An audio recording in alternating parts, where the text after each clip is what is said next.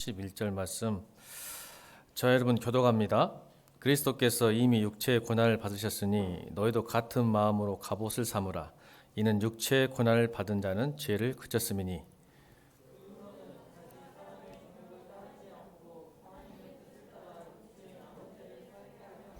너희가 음란과 정욕과 술 취함과 방탕과 향락과 무고한 우상 숭배를 하여 이방의 뜻을 따라 행한 것은 지나간 때로 족하도다.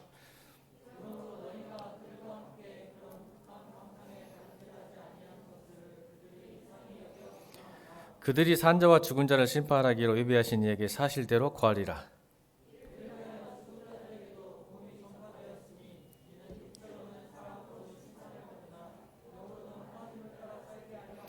만물의 마지막이 가까웠으니 그러므로 너희는 정신을 차리고 근신하여 기도하라.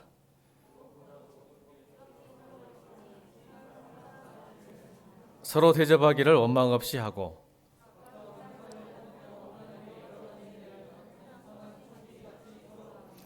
만일 누가 말하려면 하나님의 말씀을 하는 것 같이 하고 누가 봉사하려 하면 하나님이 공급하시는 한 힘으로 하는 것 같이 하라. 이는 범사에 예수 그리스도로 말미암아 하나님이 영광을 받으시게 하려 함이니 그에게 영광과 권능이 세세에 무궁하도록 있느니라. 아멘. 나그네들의 남은 생애라는 제목으로 하나님 말씀 선포합니다. 나그네들의 남은 생애. 여러분 베드로전서에 쓴 목적이 여러분 잘 생각하시면서 말씀을 묵상하고 들으셔야 됩니다. 베드로전서 베드로가 우리에게 말하고 싶은 것은 말세라는 개념이죠. 오늘도 우리 7절 한번 볼까요? 7절 시작. 만물의 마지막이 가까웠으니 그러므로 너희는 정신을 차리고 근신하여 기도하라. 만물이 가까웠다. 종말의 시대다. 예수 그리스도가 오신 이후로 부활 승천하신 이후의 삶은 우리는 말세를 살아가는 성도라는 것, 거기에 영광스러운 나그네로 살아야 될 수밖에 없는. 그래서 너희들이 힘들고 어려울 거라는 걸 알죠. 그래서 베드로가 위로하려고 쓴 책이에요. 여러분 말세를 살아가는 성도는 힘이 들게 돼 있어요. 어려워요. 신앙생활 지키는 게 보통 여러분 우리가 생존을 위해서 사는 것도 힘들어 죽겠는데 생존뿐만 아니라 우리 신앙까지 지키는 것이 쉽지 않다는 것을 이미 베드로는 알고 있는 거예요. 그래서 고민하고 위로하는 거예요. 격려하는 게 베드로 전서의 내용입니다. 그렇게 여러분 받아주셔야 돼요. 그래서 여러분 격려하고 위로한다고 해서 다 좋은 마음 하는 건 아니잖아요. 그렇죠? 그렇죠. 정말 필요한 것을 주고 싶은 거죠. 그래서 우리에게 말하는 거예요. 나그네들에게 남은 생애는 어떻게 살아야 되겠냐, 너희들이. 그 이야기를 하고 싶은 거예요, 베드로가 오늘 본문이. 그러면 여러분 우리 생은요, 우리 크리스찬이라면 우리 생은 크게 세 가지로 구분돼요. 우리 보통 예수 믿기 전과 예수 믿는 후라고 생각하는데 하나가 더 있어요. 우리가 그리스도인들이 어떻게 살아야 됩니까? 라고 할 때는 예수 믿기 전의 삶이 있었고요. 예수 믿은 후의 삶이 있다고 생각하지만 하나 더 있어요. 예수 믿는 후이긴 하지만 예수님을 만나는 날까지는 생애가 또 하나 있는 거예요. 그러니까 예수 믿기 난 후의 모습이긴 하지만 그렇다면 남은 생애가 예수님을 만날 그 시간까지의 생애가 남은 생애라는 뜻이에요. 그래서 여러분 하나님께서 저에게 주시던 말씀이 2절이죠. 2절 한번 읽어볼까요? 2절 4장 2절 말씀 시작. 그 후로는 다시 사람의 정욕을 따르지 않고 하나님의 뜻을 따라 육체의 남은 때를 살게 하려 하심이라.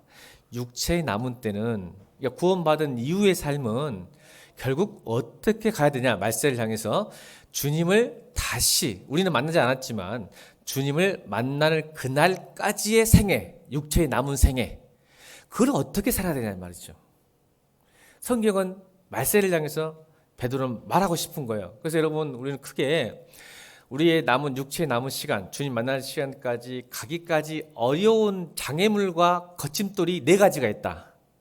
그 4가지를 잘 이기고, 그렇다면 그 4가지를 이기고 3가지로 살면 너는 남은 육체의 삶이 아름다운 생애, 하나님이 기뻐하시는 생애, 하나님이 뜻대로 사는 생애가 될 것이라는 것을 오늘 본문에서 말하고 싶은 거예요.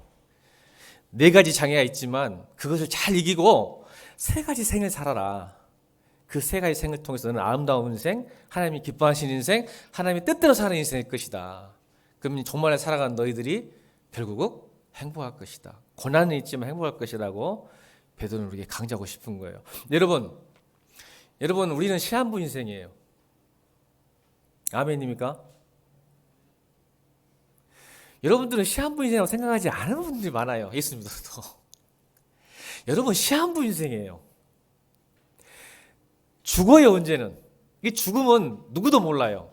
여러분 100세 살 수 있겠다라는 것은 여러분 교만이에요. 여러분 시한부 인생이에요. 여러분 제가 묻겠습니다. 여러분이 의사에게 당신은 1년밖에 살지 못하는 시한부 인생이라고 선고받는다면 옆에서 한번 쳐다보세요. 마스크를 썼지만. 그래서 한 번씩 봐줘야지. 야, 너 1년밖에 안 남은 시한부 인생이라면 지금처럼 살 수 있겠어? 라고 물어보세요. 시작. 두렵죠? 서로 모르는 사람이 얼굴 쳐다보면서 말한다는 게 지금 두려운 거예요. 여러분, 종말을 살아가는 그리스도인들에게는 이게 시한부 인생인 거예요. 주님 언제 올지 모르고 내가 언제 죽을지 모르니까. 그렇다면 다시 질문하는 거예요. 그것을 내게 직접 좀 느끼고 싶으면 당신이 지금 1년밖에 못 산다면 지금 이렇게 살겠습니까? 라고 묻는다면 답은 나오는 거예요. 여러분 제가 시간을 한 1분 드려볼까요?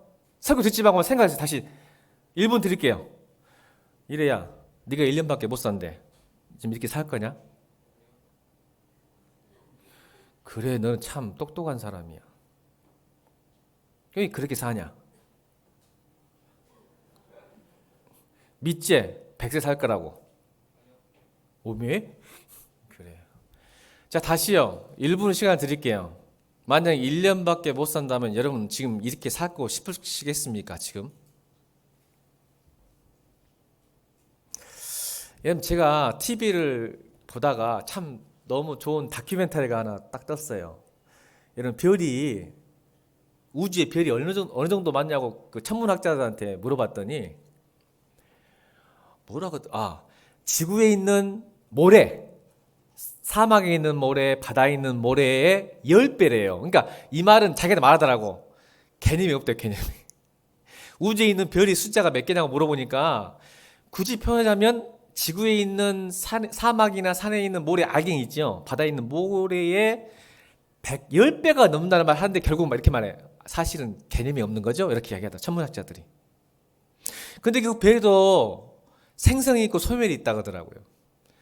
여러분 젊은 별은요 파랗대요.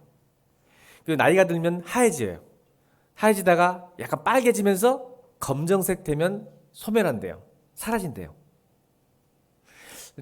아직은 지구가 젊은가 봐요. 파란 거 보니까. 근데 여러분 그러면 우주의 나이를 천문학자에게 묻더라고요. 그 인터뷰어가 우주의 나이가 어떤 과학자들이 138억 년 됐다고 그래요. 근데 천문학자가 이 말을 해요. 참 거기서 제가 인사이트를 얻은 거예요. 우주의 나이가 138억 년 됐는데 우리 인간은 살아봤자 100년입니다. 이걸 비교해 봤을 때 우주의 나이와 인간의 나이를 계산해 보니까 100년이라는 시간이 우주의 나이에 비해서 0.23초입니다. 여러분 다시요. 저는 모르겠어요. 우주의 나이가. 근데 138억 년이래요. 근데 그 138억 년에 인간의 수명인 100년을 여러분 생이 100년이라 했을 때 그 계산해 보니까 0.23초예요. 1초도 아니야. 끝. 근데 그 뒤가 참 무서운 말이에요. 천문학자 그 학자들이 여러 사람 나왔는데 그럼에도 불구하고 0.23초의 인생일지라도 저는 그 0.23초를 의미와 가치로 살겠습니다 라고 말하더라고요. 그 천문학자가. 여러분 물리적 시간을 봐도 인간은 찰나에 성경에 말하잖아요. 먼지도 티끌도 안 된다고. 자, 그러면 138억 년이라는 시간. 근데 하나님은 영원하신 분이에요. 영생은 영원의 시간이에요.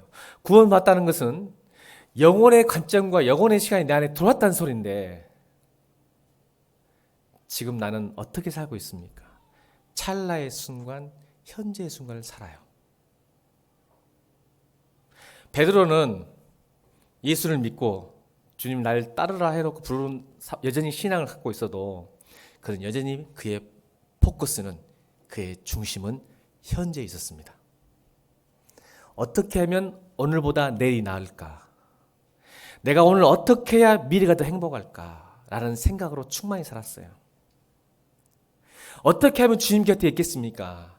어떻게 하면 주님이 오른편에서 내가 힘을 발휘하고 살겠습니까? 내가 어떻게 신앙하면 주님이 기뻐하시길 그런 현재에 몰입하는 사람이었어요. 그러다가 현재가 무너집니다. 어떻게 무너졌을까 현재가? 십자가에서 예수님이 죽어버린 거예요. 현재가 무너진 거예요. 주님을 현재에 따라서 그 현재가 미래를 보장한다고 믿었는데 십자가를 통해서 그 현재가 완전히 기대했던 모든 현재가 무너져 버리는 거예요. 그래서 그는 주님을 버리고 떠나가 버립니다. 그래서 주님께서 두 번째로 부르십니다. 네가 나를 사랑하느냐? 그때 그는 현재의 관점이 아니라 영혼의 관점, 미래의 관점이 그 안에 들어오게 됩니다. 아, 나의 남은 생애, 남은 날이 미래에 행복하기 위해서 오늘 사는 인생이 아니라 주님을 만날 그 시간까지 내가 어떻게 살아야 미래를 통해 현재를 바라보는 관점으로 바뀌기 시작했습니다. 현재를 통해서 미래를 보는 게 아니라 미래 때문에 현재의 의미와 가치를 두는 인생으로 살게 된 게 베드로의 두 번째 부르심이었어요. 그래서 오늘 이 본문을 쓸 수 있는 베드로가 된 겁니다. 여러분, 우리는 찰나도 아니에요. 물리적 시간을 봐도 0.2초의 인생이에요. 하나님 편에서 영생이라는 관점에서 138억 년이요? 그것도 찰나예요. 여러분 다시 묻겠습니다. 여러분의 인생이 남은 인생이 1년밖에 없다면 이렇게 사시겠습니까?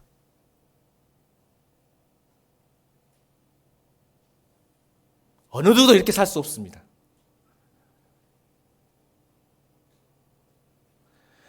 의미와 가치를 붙잡겠죠. 나는 시한부 인생이라면. 그래서 그들이 뭐예요? 돈을 쫓겠습니까? 직장을 쫓겠습니까? 더 사랑해야 되겠다. 더 용서해야 되겠다. 이런 마음 들지 않겠어요? 1년의 시간만 있다면? 여러분 사람들 보세요. 암 선고 받은 사람들 특징이 뭐예요? 내가 가족을 더 사랑하지 못했구나.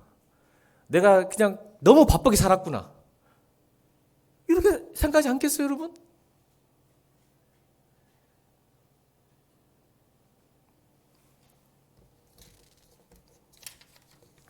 여러분, 저는 여러분 큐티 마태복음 하고 계시죠? 마태복음 할 때마다 이 베드로전서 너무 중첩이 돼요. 말씀이 계속 중첩이 돼요. 여러분 부자 청년의 영생을 못 받았을까요? 어찌 못했을까요? 제가 지금 계속 갖는 우리 교회 성도들이 안 그랬으면 좋겠어요. 부자 청년이 예수님께 물어봤어요. 영생을 어떻게 하면 얻겠습니까? 부자 청년의 속성이 뭐예요? 자기가 뭘 하면 얻는다고 생각하는 거예요. 왜요? 부자니까. 자기가 열심히 살고 지혜를 폈으면 뭔가 얻어냈어요. 그 사람은 그게 자기 속성이에요. 그게 인격이에요. 뭐든지 열심히 하면 내가 살면 부자가 될 수 있구나 하는 걸 자신감이 있었단 말이에요. 근데 영생도 내가 뭘 하면 얻을 수 있다고 생각하는 거예요. 근데 예수님께서 뭐래요? 영생은 소유하는 게 아니야. 나를 따르는 거야. 아멘? 그걸 못 따르는 거야. 못 따르니까 내가 어떻게 하면 소유할 수 있을까 생각했는데 그러니까 영생을 갖고 싶어는 했지만 주님의 길을 따를 수는 없었던 거죠. 그래서 주님께 등을 보이고 떠나가 버립니다. 그래서 여러분 말씀드렸잖아요. 제가 영생은 가지는 게 아니라 주님을 따르는 그 길 끝에 있는 게 영생이에요. 근데 우리는 그 주님을 따지 않으면서 갖고 싶어요. 지금 갖고 싶어요. 그리고 다른 거 하고 싶은 거예요. 내가 영생을 가졌으니까 또 다른 거 하고 싶은 거예요. 절대 그러지 않아요. 여러분, 영생은 주님을 따라간 그 끝에 있는 게 영생이에요. 내가 지금 이거 가졌으니까 그건 이제 내가 이 영생을 가졌으니 이제 다른 거 해야 되겠다. 다 갖고 싶었겠죠. 돈도 갖고 싶었고 영생도 갖고 싶었겠죠. 그렇게 될 수 없어요.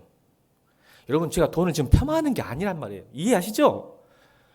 여러분, 절대 저 목사님이 부자를 폄하하는 게 아니고 돈을 폄하하는 게 아니란 말이에요. 이게 오해하면 안 돼. 근데 돈의 가치와 영생의 가치를 똑같이 보는 거예요. 그 부사청년이. 그래서 가질 수 있다고 생각한 거예요. 주님을 따르는 게 아니라 지금 가질 수 있다고 생각. 어떻게 하면 갖습니까? 따르라니까 못 따르고 못 하잖아요. 결국 못 하잖아요. 우리 교회 표어 같은 거 다시 합시다. 구원은 끝이 아니라 시작입니다. 진짜 한 10년 만에 한 것 같네. 집사님이 새롭죠?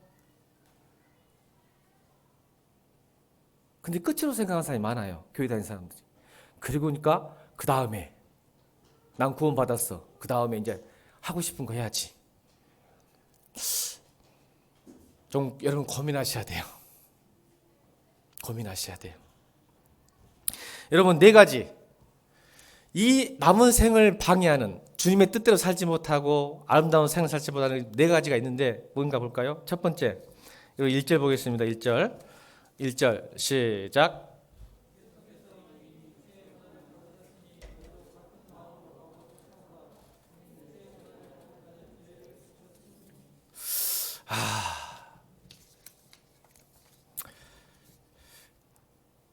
주님 뜻대로 살려는데, 구원받는 삶을 살라는데 방해요가 뭐냐면 첫 번째 고난이에요.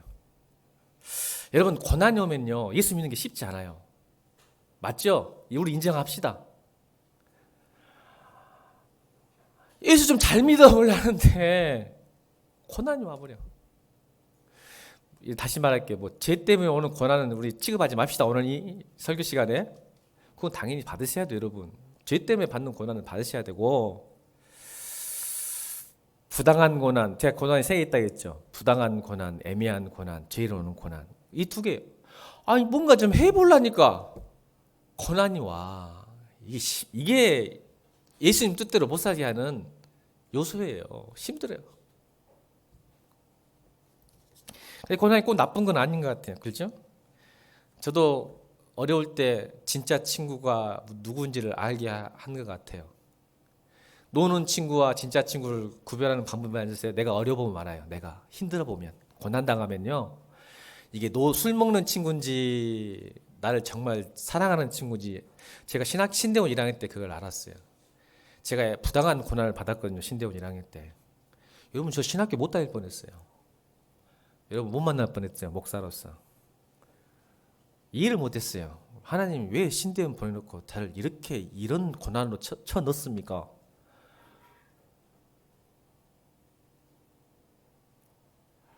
근데요, 그 수많은 신대원생 중에 4명만이 저를 이렇게 눈빛이 다르더라고. 여러분 아세요? 관계는요, 눈빛으로 알 수 있어. 눈빛이 달라지더라고. 사람이. 권사님, 제가 사람 인기가 많았어요. 제가 신대원 안 봤으니까 못 믿겠죠. 동기들 한번 불러갖고 불러주면 제가 인기가 좀 리더십도 있고 또 인기가 있었는데, 예민한 고난이 오니까요, 정말 안 좋은, 목사로서는 안 되는 소문이, 루머가 퍼진 거예요. 그러니까 눈빛이 달라져요, 동기들이. 교수님들도 나 공부 잘한다고 막 이뻐했는데요, 아는 척 안 하더라고. 근데 4명만이 저를 그 광신대학교 뒤에 올라오면 산이 있어요. 내가 낙심하고 절망하고 있으니까 학교를 다니기 싫더라고요. 제 손을 꽉 잡고 올라가. 4명이 나를 마치 중국병자 친구들처럼 4명 딱 4명이네. 딱 올라가고 물바꿀 치고, 너 물바꿀 쳐라, 꿇어라, 기도해라. 4명이 나를 막 안수하는데, 머리는 안수 못해, 아직 목사가 아니었고, 막 어깨에다가 막 매고, 지기들이 미쳤어. 막 나는 가만히 있는데 4명이 막 소리 지르는데 아주 그 소리 때문에 정신 차렸어 내가. 은혜 때문이 아니고. 그래서 여러분 지금 15년 10년 지났는데 그 친구들 우리 동기 중에서 제일 먹기 잘하고 있습니다. 자타 공인. 사모님이 알 거예요. 사모님. 그 친구들이 누군지 아니까. 우리 동기 중에 제일 잘하고 있어요 지금. 지금까지는. 난 내일 모르니까. 지금까지는.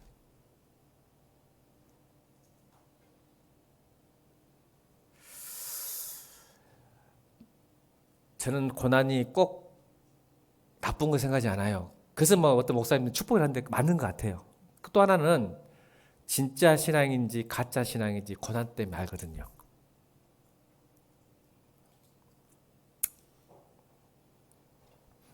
그런데 고난이 오면 힘들어하지 말고 이게 방해예요. 그래서 신앙생활은 방해야. 힘들어. 저는 지금도 고난이 싫어요. 아멘. 할렐루야. 한 번 더 할까요? 하나님, 저는 지금 고난 싫습니다. 할렐루야. 아멘. 한 번 더 할까? 할렐루야. 아멘. 목사가 돼도 고난은 싫은 거예요. 어쩔 수 없어. 웬만하면 피하고 싶어. 근데 참 그것 때문에 내 신앙이 컸던 것을 알면서도 힘들어. 그죠 여러분들? 그게 우리를 남은 육체를 주님 뜻대로 사는데 어려움이 오게 되죠.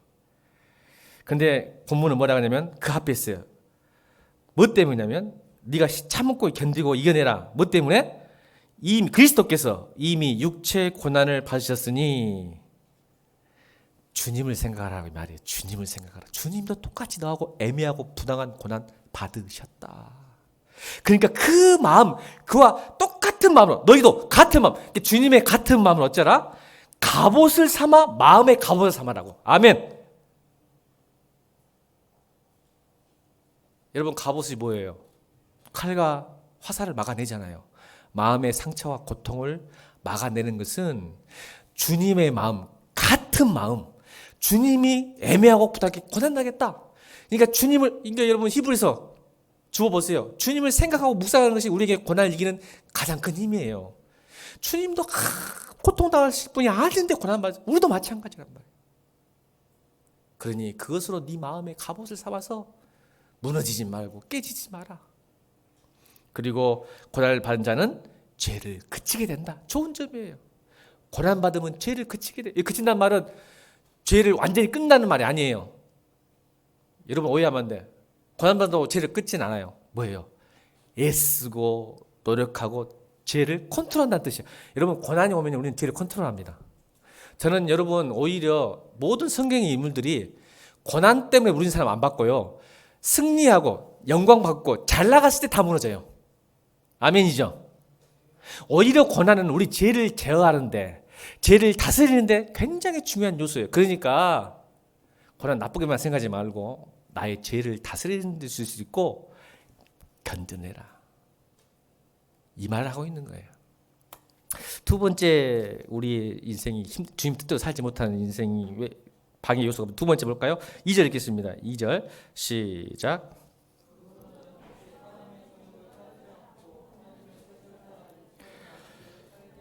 그렇죠.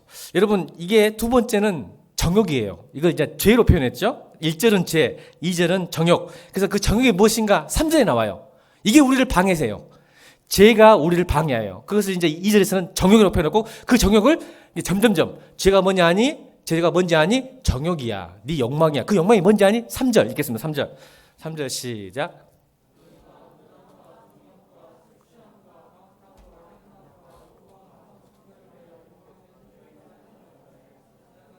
이걸 하는 거죠. 우리가 하나님 뜻대로 살지 못하는 것이 죄 때문에. 여러분 하나님은 죄를 너무 싫어하세요. 너무 미워하세요. 그래서 여러분 고난을 줘서까지도 여러분이 죄가 무너지길 바라신 분이에요.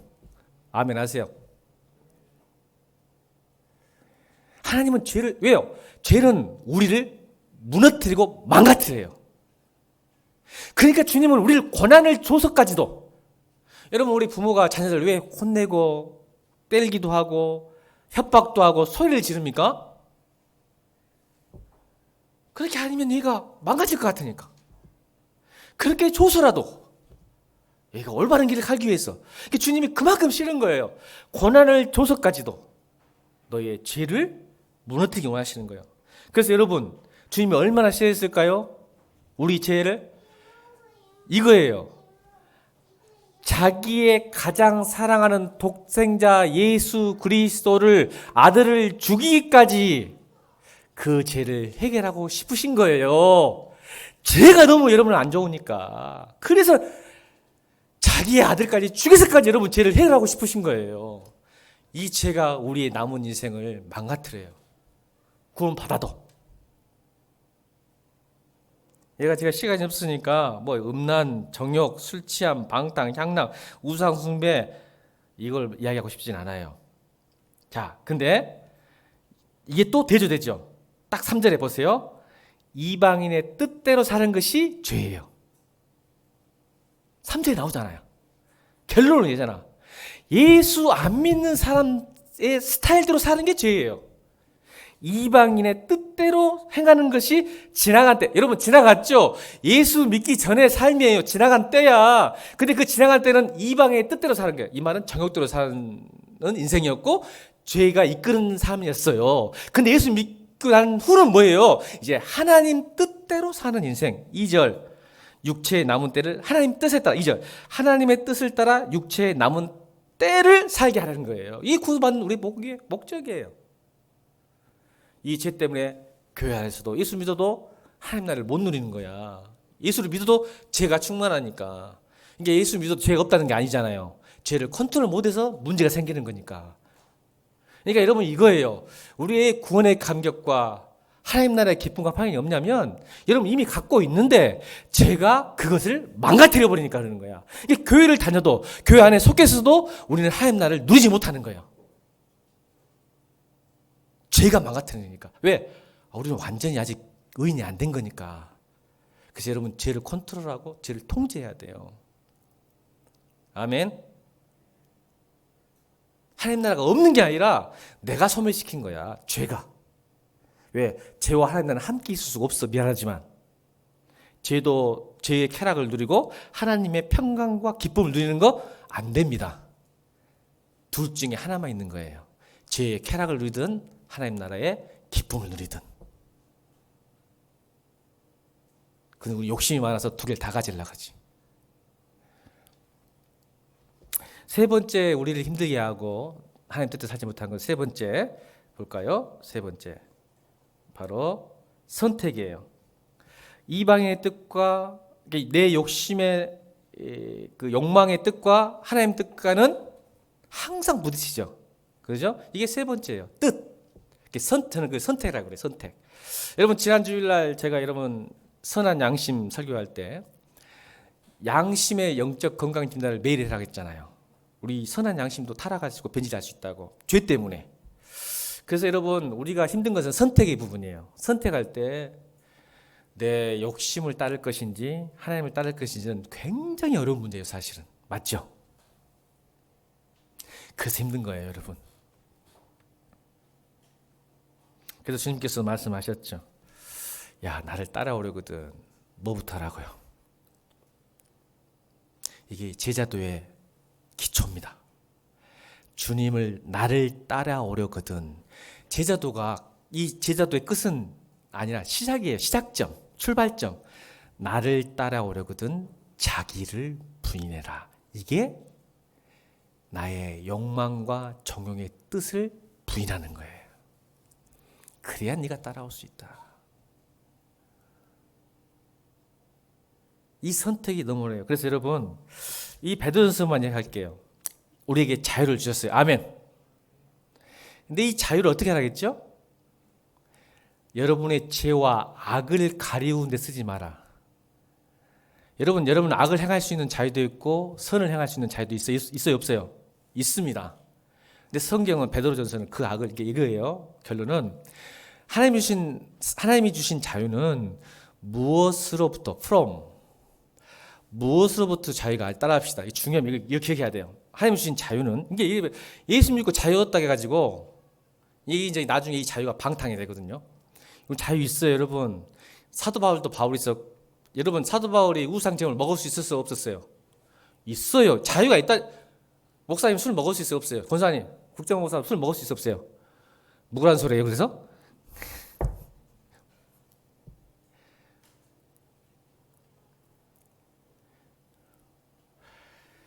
우리에겐 자유를 주셨어요. 맞아요. 구원 받으면 자유가, 진리가 늘 자유한다. 그 자유가 있는데 이 자유를 우리는 세상 이방의 뜻처럼 이렇게 생각해요. 무엇으로부터 자유? 술도 마음대로 할 수 있고 마음대로 아갈 수도 있고 좋을 수도 있고 이게 무엇으로부터 자유라고 생각하는데 우리의 남은 인생은 그게 아니라 포예요. 포. 무엇을 위한 자유인지.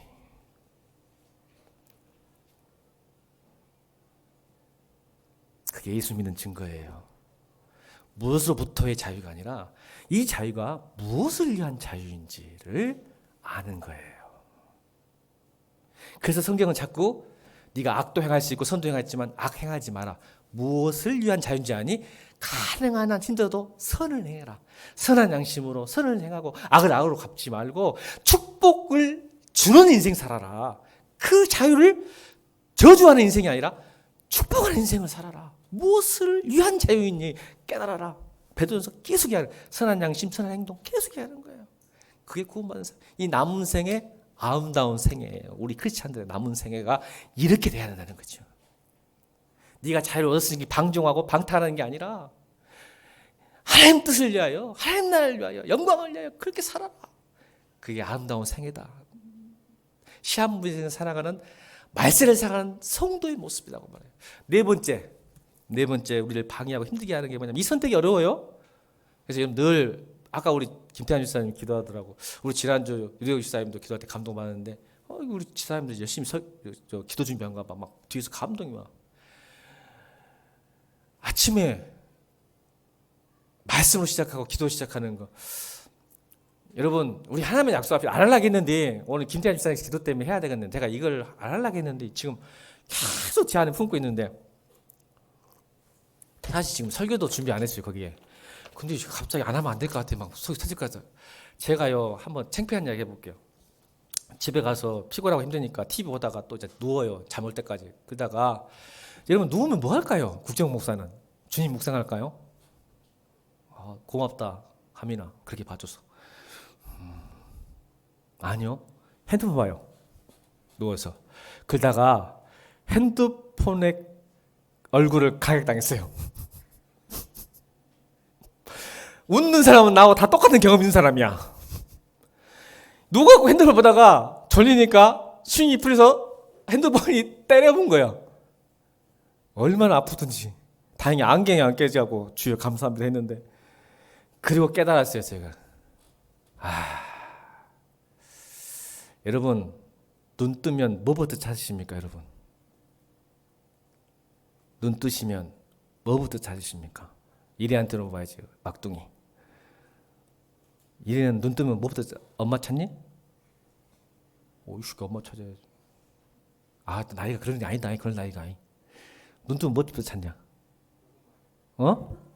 야! 너 지금 예배 시간이야. 거짓말하면 안 되지. 엄마 찾아 진짜? 야, 행복하겠네 우리 박정희 집사님. 눈 뜨면 뭐부터 찾아? 은송이. 진짜인데? 핸드폰 찾은데. 제가 그때 깨달은 게 있어요. 저도 핸드폰을 찾는 이유가 뭐냐면 날씨 봐요 그날. 그래야 스케줄이 가착하니까. 근데 깨달았어요. 이야, 여러분 하나만 약속합시다. 사순절도 하고 고난주간도 하고. 여러분 지킬지 안 지킬지 모르겠지만 눈 뜨자마자 핸드폰 찾지 말고 주님 찾으시다. 그 다음에 핸드폰 찾읍시다. 내 핸드폰은 버리라는 게 아니야. 다시 말할게. 여러분 핸드폰 없으면 못 살아. 근데 이렇게 합시다. 우리 교회는 오늘부터 이건 여러분 믿음이고 여러분 신앙이니까 방법이 없어요. 확인할 방법이 없는 애가. 근데 여러분 이렇게 합시다. 여러분 담임 목사고 영적 목자니까 부탁합니다. 눈 뜨자마자 주님부터 찾으세요. 그래서 이제는 바뀌었어요. 제가 어떻게 바뀐지 아세요? 여러분 그래서 여러분 복 받고 있는지 알아. 옛날에는 작년까지는 핸드폰 찾았는데 이런 복 받던 지금 복 받고 있지 여러분들. 복 받고 있는 것 같아 내가 그냥 봐도. 목사가 바뀌었어. 눈 뜨자마자 어떻게 하냐면 주여 제 기도 안 해요. 오늘도 우리 사랑하는 예일 공동체 성도들 기쁠 때나 즐거울 때나 고통당하거나 상처받거나 사람 때문에 치이거나 잘 안 보일 때도 그 속에 주님의 은혜를 깨닫고 주님의 사랑을 체험하고 주님께 감사하고 영광을 돌리는 하루를 살게 해 주세요. 이게 제 첫 눈 뜨자마자의 시작입니다. 여러분도 갚으세요. 눈 뜨자마자 저에게 소나기. 시작. 소리 없이 나누는 기도. 소리 없이 나누는 기도를 하면 소리 없이 나타나는 기적. 이게 다 두 개의 소나기야. 오늘 2021년 우리 예일교회가 이 두 개의 소나기가 일어나기를 다시 한번 주의 이름으로 축복합니다. 다시 부탁합니다. 눈 뜨자마자. 여러분, 제가 이 방금 했던 기도문이 몇 초일까요? 30초도 안 됩니다. 눈 뜨자마자 핸드폰 잡지 마시고 30초라도 주여 오늘 하루를 주님께 맡깁니다.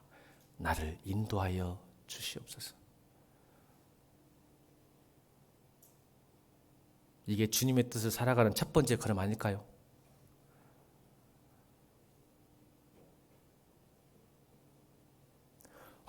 설교 안 하려고 했더니 큰일 났어. 네 번째 해야 돼. 네 번째 합시다. 네 번째. 네 번째. 4절 읽겠습니다. 4절. 시작.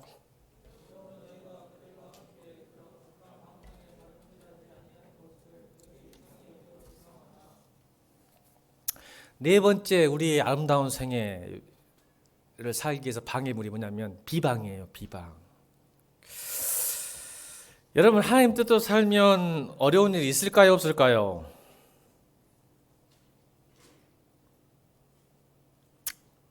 제가 항상 말했잖아요. 우리 교회 또 캐치플레이죠. 진짜 예수 잘 믿으면 고난이 반드시 온다. 당신들이 세상 나가서 타협하고 어영부에 사니까 고난이 없는 거지. 진짜 예수 믿으면 이 말이에요. 비방을 받을 것이다. 이 말입니다. 우리들은 왜 세상 나가서 타협하고 교회 다니는 거 십계도조차도 못할까요? 비방받을 게 두려워서 그러는 거예요. 너 아직도 교회 다니냐? 십계도를 왜 못해요? 창피한 거죠. 아직도 교회 다니냐? 비방해요. 와, 누가 그랬다더라? 지영이가 그랬다더만. 김지영이. 아니, 우리 둘은 지영이 중에 작은 지영이가 그랬다더만. 너 교회 다니는 거에서 네가 연약해서 다니는 거야 그랬다던데.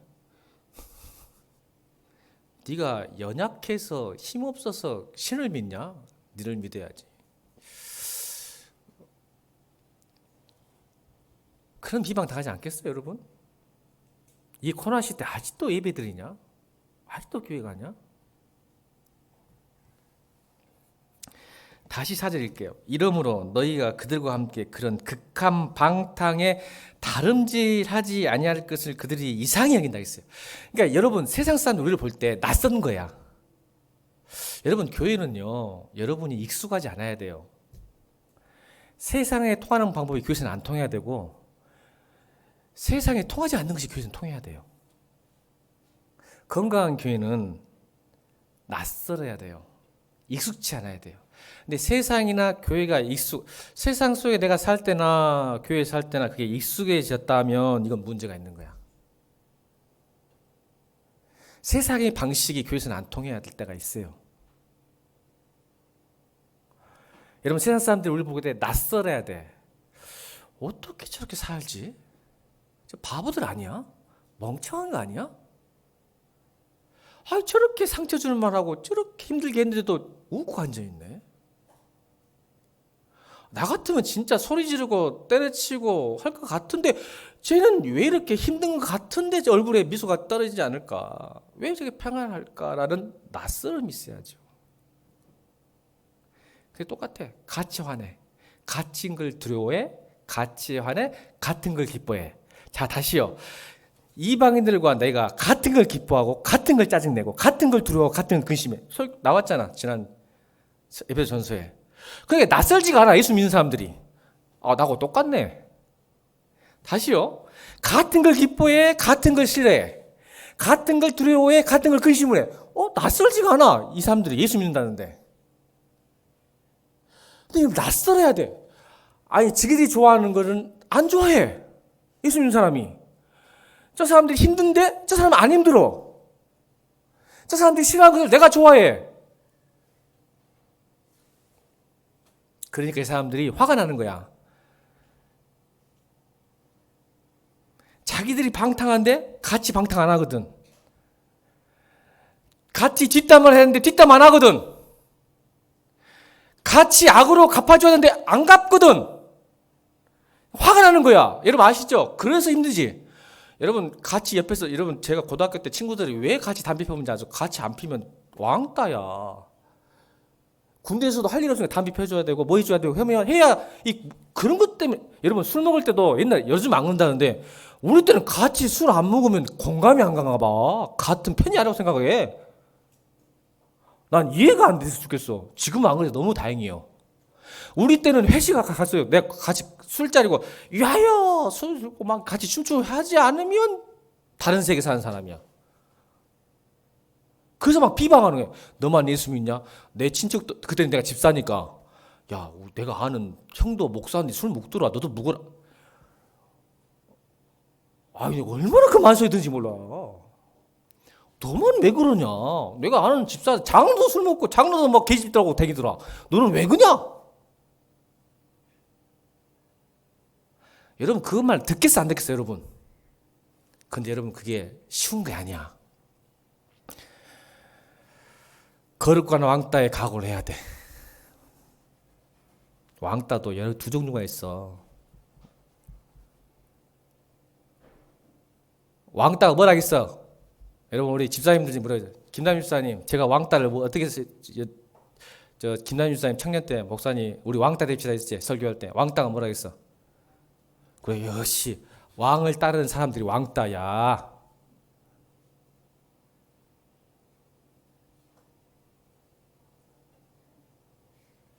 그런 왕따는 좀 돼야지.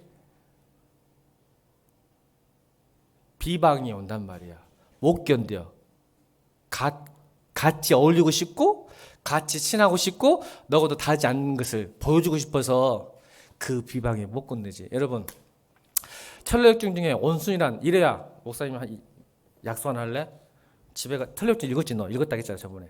철로역정 가서 집에 가서 오늘 그지? 두 번째 약속. 이래하고는 우리 막둥이니까 오늘 여기 막둥이 집에 가서 온순을 다시 읽어봐. 온순. 자, 온순 얘기. 천도역정에 온순이라는 사람이 나와요. 온순이 나오는데 크리스찬과 기분 좋게 주님의 길을 따라갑니다. 하나님의 도성을 향해서 걷다가 온순이 갑자기 배신을 때려요. 크리스찬을. 그 이유가 뭔지 아세요 여러분? 온순이요 예수를 믿고 하나님 도성 가면요 행복하고 복받고 즐거울 줄 알았어요. 근데 중간에 가다가 고난을 받아. 그러니까 금방 배신하고 절망에 다시 옛 성으로 돌아가 버려요. 그래서 철로역정에서는 온순과 크리스찬이 가지지 않는 것, 가진 게 하나 있고 가지지 않는 게 하나가 있다고 그래요. 그 철로역정에서 뭘까요? 크리스찬이 가진 것은 죄의 무게예요. 근데 온순은 죄의 무게가 없는 거죠. 이 차이가 엄청 큰 거예요. 왜 비방할 때 이야기를 하냐면 여러분 어려움과 고통은 하나님이 주신 게 아니라 인간 실존의 죄에 대한 짐의 무게 때문에 오는 게 많아요. 이게요. 우리 유사 크리스찬의 특징은 처음에 교회 올 때 어떻게 온지 아세요? 교회 분위기도 좋고 건강하고 즐거워. 예수 믿는 게 기쁘고 즐겁고 행복하고 챙겨주고 도와주고 막 이렇게 해주니까 기뻤어. 야, 교회 다니길 잘했네. 행복하네. 도와주고 격려해주고 관심 가져주고 자꾸 해주니까 좋았다가 갑자기 고난이 확 올 때 예수 믿어도 별거 없는데? 여러분 우리는요 금방 실증 내요. 미안 얘기지만 금방 익숙해지고 금방 실증 내서 요나야 목사님들 기대하지 말라고 좀 이따 그 이야기 할 거야 내가. 너 나 정말 좋아하는 것 같은데 나중에 실증 낼 것 같아. 너무 좋아하지 마. 쇼기 저거 좋아. 와 들리는 소문에 우리 목사님 같은 게 없다고 막 그런다고 저래가지고 미친 거죠. 저 미친놈이죠. 우리 목사님 같은 게 없다고 그런다는데 너 그러다가 크게 실망한다.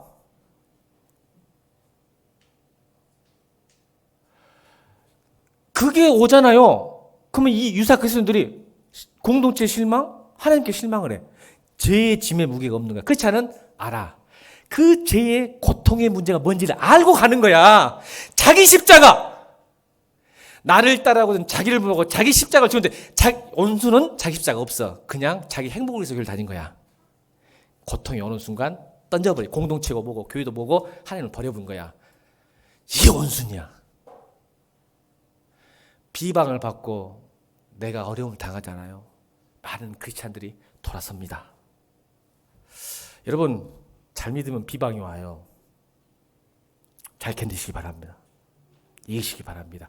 그래서 그걸 이기는 방법이 뭔지 아니? 그래서 세 개를 얘기하는 거예요. 베드로가. 그래서 7절, 8절, 9절, 10절, 11절을 말하는 거야.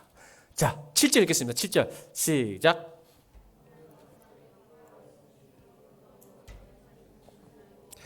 여러분 만물이 마지막, 여러분 아까 찰나 얘기했죠.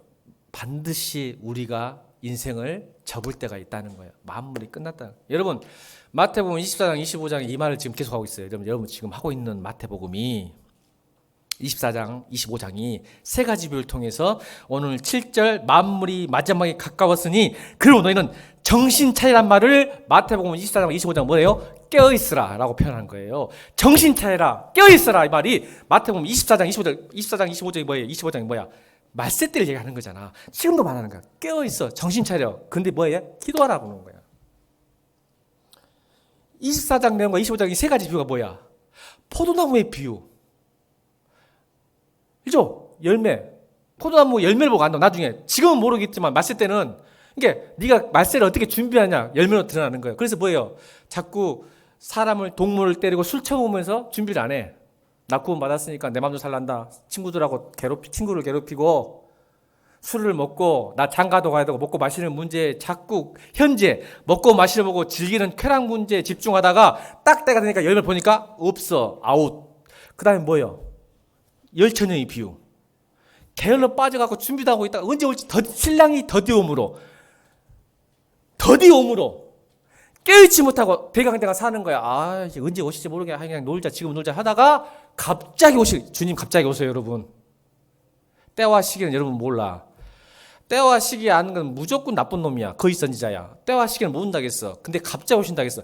왔더니 다섯 처녀는 항상 하나님을 만나는 시간, 그 시간, 남은 때를 잘 준비하고 대처하고 산 거야. 그래서 미련한 처녀, 슬기로운 처녀 딱 구분하시고 세 번째 달란트 비유. 착하고 선한 종, 게으르고 악한 종. 이게 바로 깨어있으라의 세 가지 비유야. 그러니까 정신 차려라. 예수님이 오시지 않나면 여러분 이 생에 생을 마감할 수도 있잖아. 아멘. 그럼 그 시지 여러분.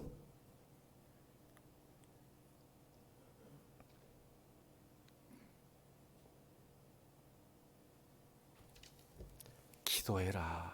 왜요? 이 네 가지. 아까 봐요. 고난, 죄 문제, 선택 문제, 비방을 이길 힘은 기도밖에 없다. 이 말이에요, 지금. 근데 기도 안 하고 이거 네 개를 못 이겨요.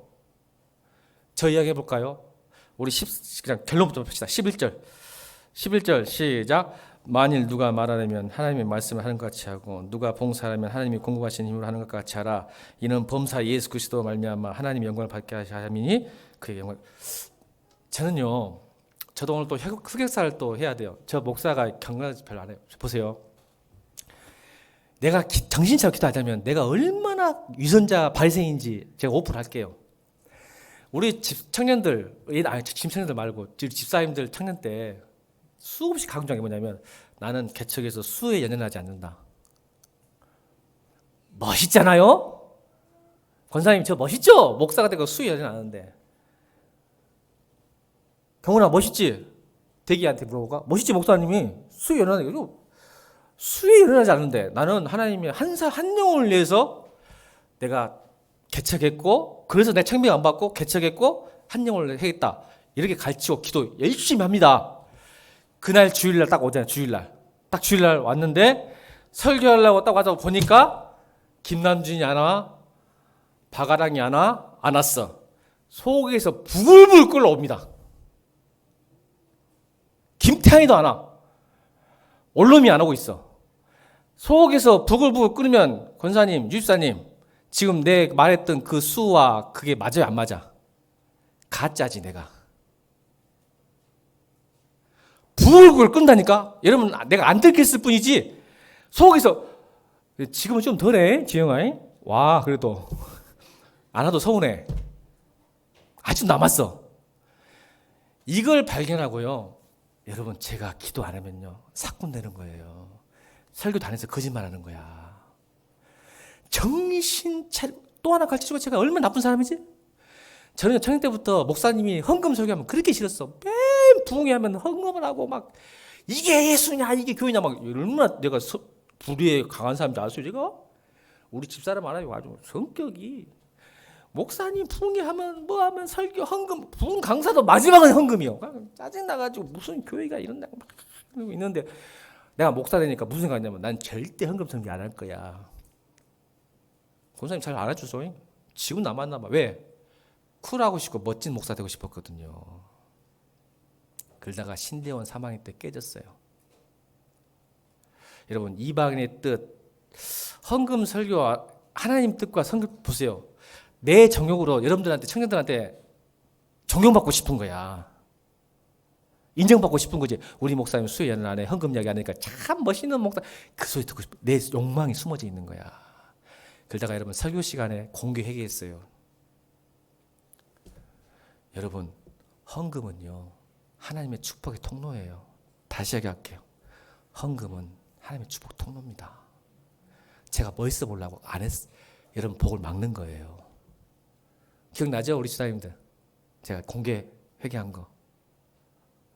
이렇게 악해요. 하나님을 뜻을 설교자도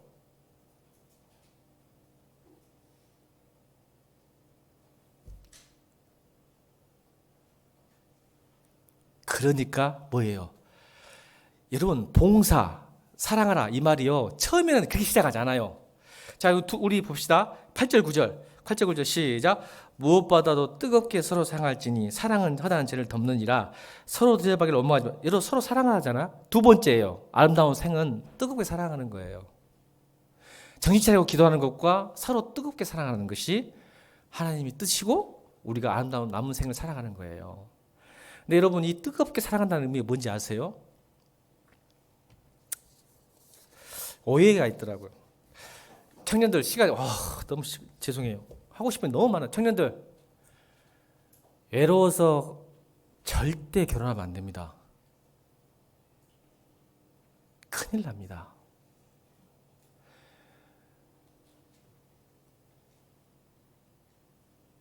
교회 공동체가 서로 사랑한다는 의미가 잘못하면 청년들한테는 그 애로움을 달래주는 방편이 될 수 있어요. 따라합시다. 너도 외롭고 나도 외롭다. 시작. 외로운 사람에게 애로움을 채우려고 하는 것은 자체가 문제예요. 우리 인간은 애로움 못 사는 존재예요. 그래서 그 애로움을 교회 공동체에서 누군가에게 찾아요. 근데 그 애로움을 찾으면 찾을수록 반드시 절망으로 빠집니다. 왜요? 여러분이 생각하는 사랑과 친밀함과 젠틀함과 이것은 인간으로서는 이상적인 거예요. 왜냐면 교회가 여러분 그래서 다 아름답지만 않은 게 그 이유인 거야. 근데 그 애로움을 그 공동체에서 뜨겁게 사랑하는 말을 애로움을 찾는 걸로 생각하면 반드시 실망하고 절망하게 됩니다. 여러분의 애로움을 채울 수 있는 군대에서 결혼하지 말란 말도 아니요, 요나야. 이 말은 우리의 근본적인 애로움을 채워줄 수 있는 것이 사람일 수가 없다는 뜻이라니까. 아멘. 근데 우리는 그것까지도 사람에게 찾아내려 그래. 그래서 절망과 실망으로 가는 거야. 그래서 뭐요? 그래서 정신 차리고 기도라는 거지. 이게요, 선순환인 거야. 사랑도 기도하지 않으면 사랑할 수 없어요. 무슨 뜻이냐면, 내가 사랑을 받기 위해서 왔다면 절망하니까 이제 사랑을, 그러니까 애로움이 애로움을 반기는 거예요. 자, 따라합시다. 교회는 애로움을 반기는 것이다. 이거예요. 너도 애롭고 나도 애로우니까 서로 짝대기, 그래서 사람 인자가 짝대기야. 채워주는 게 아니라 서로 지탱해 주는 거야. 채워주는 게 아니라 지탱해 주는 것. 그런데 그걸 지탱하는 힘이 처음에는 사랑했겠지. 근데 점점점 그 사랑이 식어질까? 아까 그 네 가지 때문에. 그러니까 다시 뜨겁게 사랑하려면 첫째, 기도에서 내가 사람에게 사랑받는 사람이 아니라 나는 이미 하나님께 사랑을 받은 존재라는 은혜와 사랑의 충만함이 기도를 통해서 확실한 사람만이 공동체와 가정과 직장과 사회에서 뜨겁게 진실하게 사랑할 수 있다란 말이에요. 우리 인간 처음부터 사랑 안 하려고 했겠어요? 사랑했다가 변질당한 거지. 우리 양심이 좋았어요. 근데 양심이 죄와 비방과 여러 가지 고난 때문에 변질되고 악화되고 타락해서 더 이상 사랑을 못하게 된 존재가 돼버렸다는 거니까 다시 돌아가라. 정신 차려서 기도. 말세는 여러분 말세 때 특징이 재난이 아니에요. 마태복음 25장에 무관심과 사랑이 식어짐이에요. 아멘. 읽어볼까? 마태복음 24장 10, 큐티 했잖아. 마태복음 24장 11절 12절 시작.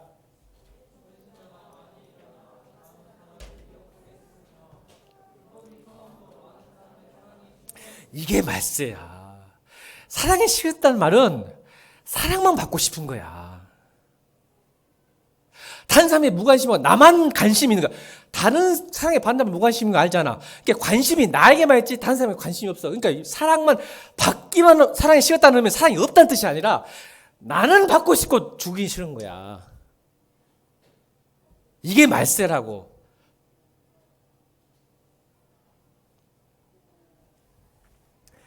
안 돼. 우리는 교회도 정신 차리고 깨어서 기도하지 않으면 서로 뜨겁게 사랑할 수 없어요. 나에게 다시 돌아가. 아멘. 목사님 목회요, 여인 목회, 여러분 사랑 다 못해요. 나 그만한 사랑이 있는 사람이 아니라니까. 또 말할게. 난 정말 이제 사모님 들어봐. 목사 되기 전과 후에 우리 이야기 좀 간증 좀 들어봐. 간증. 저 양반이 목사 된 게 기적이야 그럴 거야.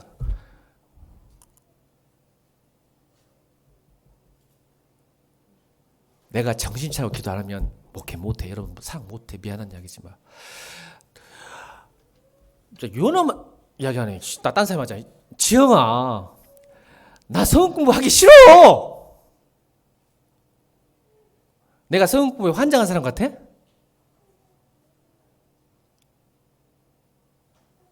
나 성경 공부하기 싫단 게. 근데 내가 여러분 사랑하는 방법이 말씀과 기도에는 더 이상 없어. 교회는 말씀을 듣고 배워서 그리스도의 인격까지 자라게 하는 게 교회니까. 목사가 여러분 사랑하는 방법은 말씀과 기도밖에 없으니까 꾸역꾸역 할 때도 있고 좋아서 할 때도 있고. 이게 기도 안 하면 정말 하기 싫은 거야. 유집사님, 제가 성공에 미친놈 아니요. 미치겠어. 하기 싫었어. 나도 놀고 싶어. 나 책 읽고 싶고. 근데 기도 안 하면 못해. 정신 차리고 기도해야 성경 공부하는 거야. 목사도. 내가 환장한 놈 같아? 말씀 외에는 여러분이 성장할 수가 없으니까 내가 목숨을 바쳐서도 해야 할 거 아니야. 그게 저희 사랑이야. 그게 저희 부르심이고. 그렇게 보입니까?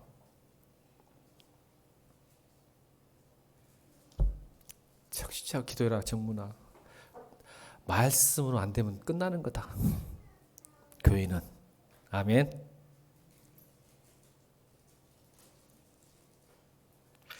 봉사도 마찬가지. 자, 봉사. 10절 시작.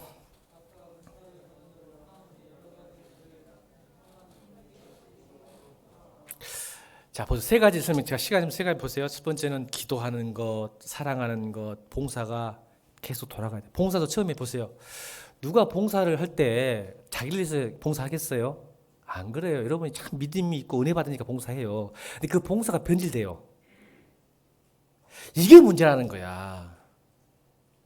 처음에는 주의 은혜 때문에 너무 기뻐서 봉사하다가 정신 차리고 근신하지 않고 가만히 있다 보니까 자기 옛날 모습이 다시 올라오는 거야. 맞아, 안 맞아?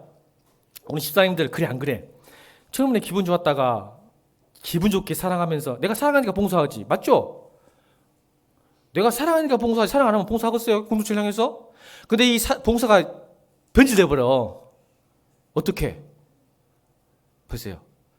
마치 내가 수고해서 먹여 살리는 것처럼, 마치 내가 봉사하기 때문에 네가 행복한 것처럼, 내가 봉사하니까 네가 좀 멋진 것처럼 자기가 자기 힘으로 계속 그렇게 변해버려.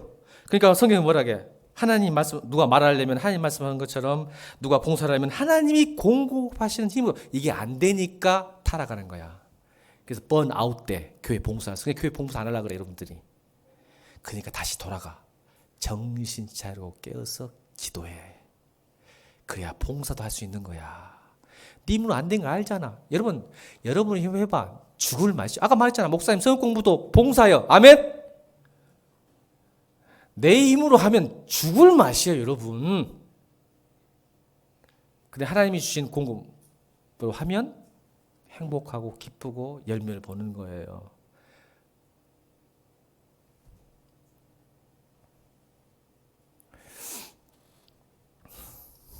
외로울 때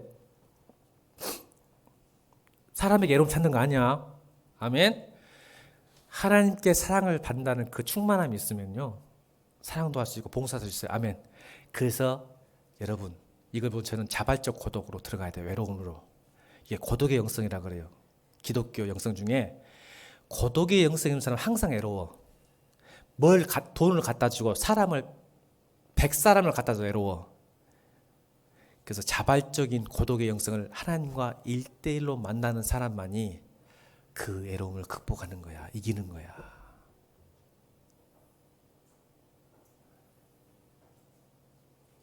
거기서 사랑과 봉사가 시작돼야 됩니다. 하나님과 단둘이 만나는 시간, 이걸 저는 자발적 고독의 영성이라고 그래요.